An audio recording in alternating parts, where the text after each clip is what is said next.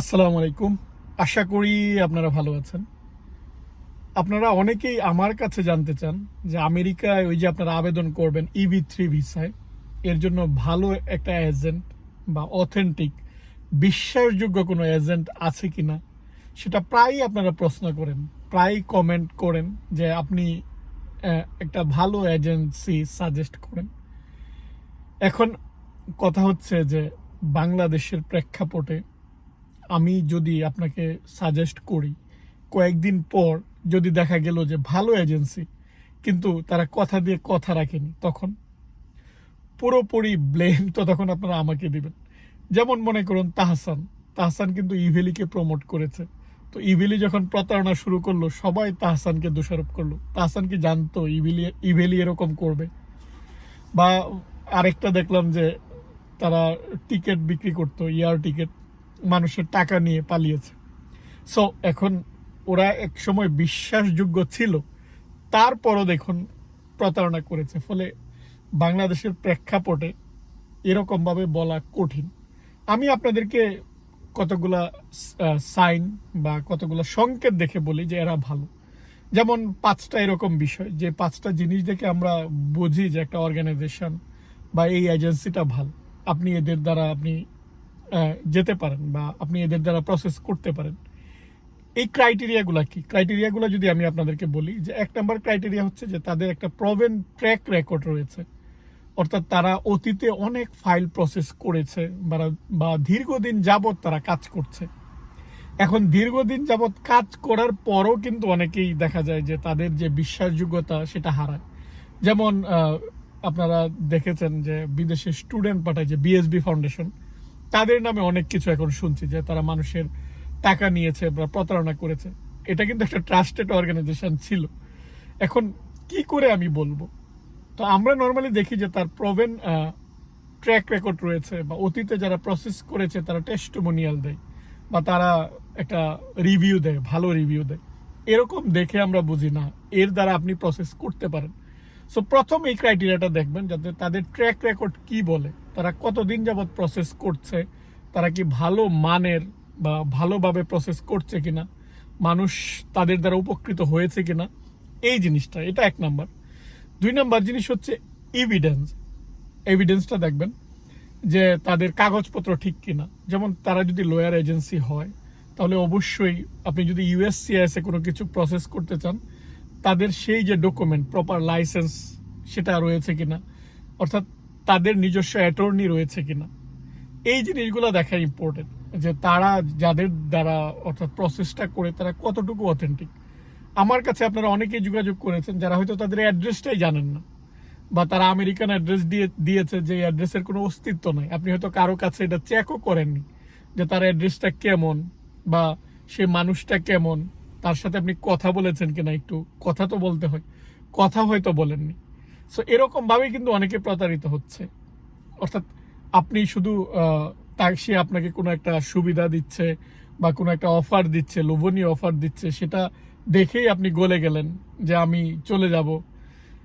এরকম না, আপনি দেখবেন যে তার কাগজপত্র ঠিক আছে কিনা, সেটা জানার রাইট কিন্তু আপনার রয়েছে।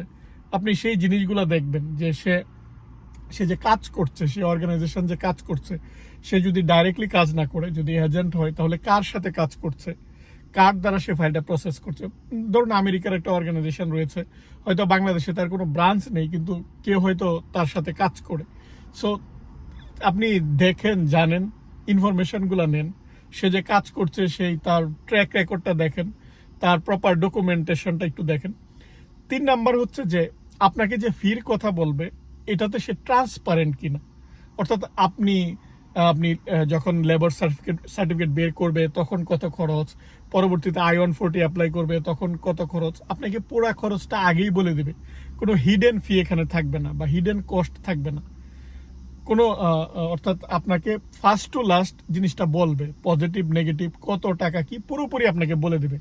আপনার সাথে ইনফরমেশনটা ক্লিয়ার, আপনি সব ইনফরমেশনটা জানেন, কত দিন লাগবে, কত সময় লাগতে পারে, কত টাকা লাগতে পারে, সরকারি ফি কত, লয়ার ফি কত, প্রসেসিং ফি কত, টোটাল জিনিসটা আপনার সামনে ক্লিয়ার।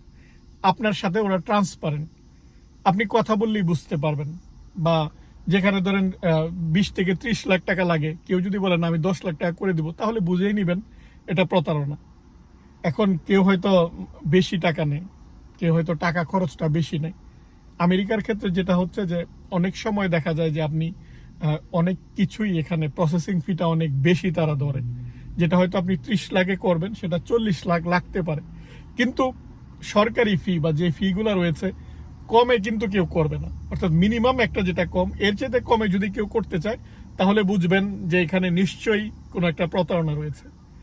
4 নাম্বার হচ্ছে ক্লিয়ার কমিউনিকেশন। আপনার সাথে কমিউনিকেশনটা হবে ক্লিয়ার। আপনার সাথে কমিউনিকেশনটা যেটা হবে, আপনার সাথে তারা যোগাযোগ করবে, যেভাবেই যোগাযোগ করুক, ইমেইলেই যোগাযোগ করুক, সেটা ক্লিয়ার কমিউনিকেশন। এখানে কোনো গ্যাপ নাই, বা আপনাকে একটা রেসপেক্ট দিবে, আপনাকে সম্মান দিবে। আপনি হয়তো অনেক ইনফরমেশন জানেন না, আপনি তাকে জিজ্ঞাসা করবেন, সে সেটা জানাবে। অর্থাৎ আপনার এই রাইটটা রয়েছে, আপনার এই জানার অধিকারটুকু রয়েছে। আপনি যখনই হয়তো একটু টাইম লাগবে বা যেটাই হোক, কিন্তু আপনি ইনফরমেশনটা জানবেন। এখানে অনেক লয়ার এজেন্সি রয়েছে, ফার্ম রয়েছে, তাদের ওয়েবসাইট এরকমভাবে ডিজাইন করা যে আপনি সেখানে টেক্সট মেসেজ দিবেন, তারা ওখানে রিপ্লাই দেবে। অর্থাৎ আপনার কমিউনিকেশনের একটা ব্যবস্থা থাকে। হয়তো সরাসরি কথা বলতে পারবেন না, কিন্তু ইমেল বলেন বা এমনভাবেই তৈরি করা যে তার সাথে আপনার সার্বক্ষণিক একটা যোগাযোগ থাকবে। এই একটা ক্লিয়ার কমিউনিকেশন, কমিউনিকেশনের মাধ্যমে বুঝতে পারবেন যে সেটা অর্থাৎ একটা ভালো।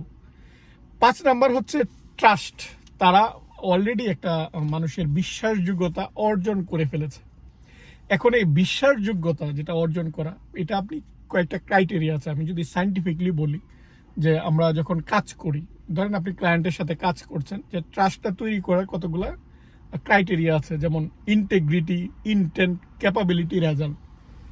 আমি হয়তো আপনাকে একটা কথা বললাম, কথাটা আপনার খারাপ লাগলো, কিন্তু আমার ইন্টেনশন খারাপ ছিল না। আমরা অনেকের সাথে কথা বলি, কিন্তু আপনার দেখেন কথাটা শুনতে খারাপ লাগে, কিন্তু আপনি যদি একটু ঠান্ডা মাথায় চিন্তা করেন, তার ইন্টেনশনটা খারাপ ছিল না। অনেক রাজনীতিবিদ অনেকে কিন্তু এরকমভাবে ধরা খায়, হয়তো তার ইন্টেনশন খারাপ না, কিন্তু মুখ ফসকে এমন কিছু বের হয়ে গিয়েছে যেটার অর্থ আরেকটা মানুষ বানিয়ে নিয়েছে। সো এরকম তার যে ইন্টেনশন বা তার যে ইন্টেগ্রিটি, এই জিনিসগুলো আপনি দেখবেন যে তার ইন্টেনশনটা কি, তার টার্গেটটা কি, সে ক্যাপাবল কিনা। আপনি যে তাকে ফাইলটা দিচ্ছেন, এতগুলো টাকা দিচ্ছেন, সে এটা প্রসেস করতে ক্যাপাবল কিনা, তার ক্যাপাসিটি রয়েছে কিনা, আলটিমেটলি রেজাল্টটা পজিটিভ কিনা। অনেকেই কিন্তু ফাইল করবে কিন্তু নেগেটিভ, আসলে এটা পজিটিভ হয় না। কিন্তু আপনার টার্গেট হচ্ছে আপনার EB3 ভিসাটা অ্যাপ্রুভ হওয়া, অর্থাৎ আলটিমেটলি রেজাল্টটা আপনি ভালো পাচ্ছেন কিনা। সো এই রেজাল্টটা ইম্পর্টেন্ট। আপনি দেখবেন যে তাদের রেজাল্টটা কেমন, তাদের রেজাল্টটা ভালো নাকি রেজাল্ট খারাপ। এই যে বললাম যে প্রোভেন ট্র্যাক রেকর্ড দেখতে হবে, তার এভিডেন্স বা কাগজপত্র দেখতে হবে, সে আপনার সাথে ট্রান্সপারেন্ট থাকবে, ক্লিয়ার কমিউনিকেশন হবে, রেসপেক্ট থাকবে, আর হচ্ছে যেটা যে ট্রাস্ট।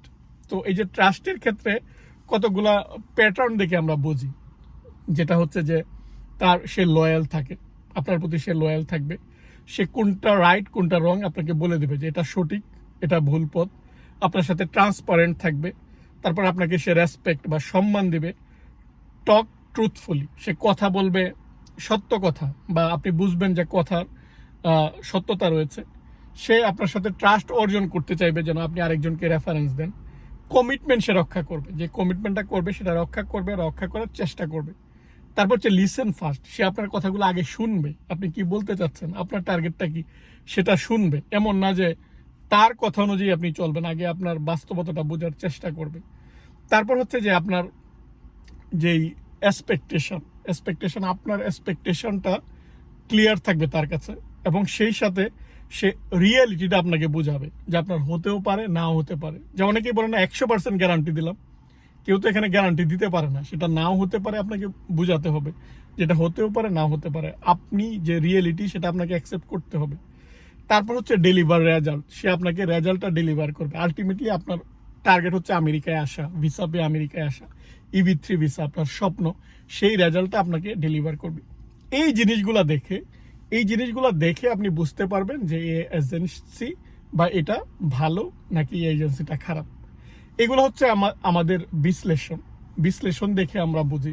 আমি অনেককেই কিন্তু রিকমেন্ড করি, আপনারা যারা আমার সাথে যোগাযোগ করছেন, কথা বলছেন, আমি কিন্তু রিকমেন্ড করি। কেউ হচ্ছে অনেক বেশি টাকা নেয়, কেউ দেখবেন যে একটু সাধ্যের মধ্যে টাকা নেয়, অনেক ধরনের ব্যাপার রয়েছে। আপনি আপনার সাধ্য অনুযায়ী যারা ভালো যাবেন ওখানে। এখন যাওয়ার পর যেটা হচ্ছে যে এখন সবকিছু জেনেই আপনি গেলেন আলটিমেটলি, তবু এখানে রেজাল্ট আপনি নাও পেতে পারেন, তবু দেখা যায় যে আপনি যে সফলতা চাচ্ছেন সেটা নাও হতে পারে। এই রিয়েলিটি আপনাকে মেনে নিতে হবে। আশা করি আপনারা যারা আমাকে প্রশ্ন করেন যে EB3 ভিসার একটা এজেন্সি খুঁজে দেন বা ভালো এজেন্সি, আশা করি আপনারা নিজেরাই এখন বের করতে পারবেন বা নিজেরাই এখন অ্যানালাইসিস করতে পারবেন। আর EB3 ভিসায় আমি সবসময় বলি, এই রাস্তায় নামার আগে আপনি যারা একটু এটা নিয়ে কাজ করে, যারা এই সম্পর্কে একটু জানে, যারা অতীতে EB3 ভিসায় আমেরিকায় আসছে, তাদের সাথে একটু কথা বলে প্রসেসটা ক্লিয়ার হয়ে নিন। প্রসেসটা ক্লিয়ার হন।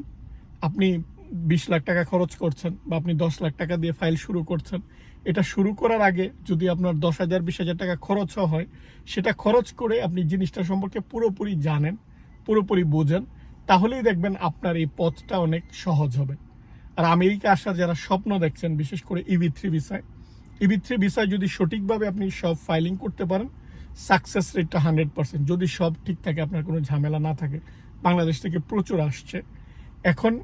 এটা অন্যের হলো কি হলো না সেটা ম্যাটার করে না, ম্যাটার করে আপনার সফলতা, আপনি এর মাধ্যমে আসতে পারবেন কিনা। আপনাদের স্বপ্ন সফল হোক সেই কামনা করি। আর অবশ্যই আপনাদের প্রশ্ন থাকলে ইনবক্স করবেন বা ইমেইলে যোগাযোগ করবেন। আজ এ পর্যন্তই। আশা করি আপনারা আপনাদের যে প্রশ্ন যে ট্রাস্টেড এজেন্সি কোনটা, কিভাবে বুঝবো এটা এজেন্সি ভালো, আশা করি এই ক্রাইটেরিয়া দিয়ে, 5টা ক্রাইটেরিয়া দিয়ে আপনারাই বিচার করে নেবেন। আপনারা ভালো থাকবেন। আল্লাহ হাফিজ।